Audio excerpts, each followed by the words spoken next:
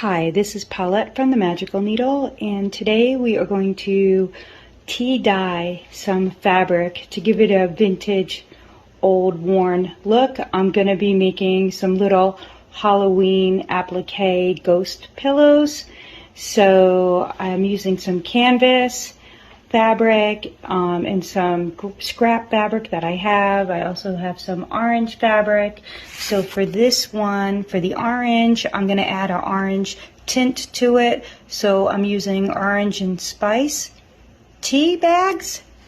And then for the other canvas, just to get a darker, worn look, I'm using an Earl Gray Tea. I'm pouring hot water in it.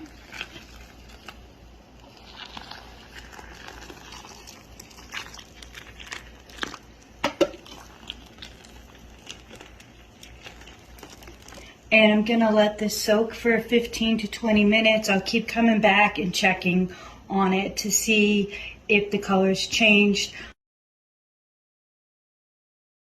I let the fabric soak for 25 minutes. It took to the tea very well. This fabric is actually muslin, not canvas. The only one that didn't change any color was the white floral fabric, which I thought was interesting. So I hope this inspires you to create something magical.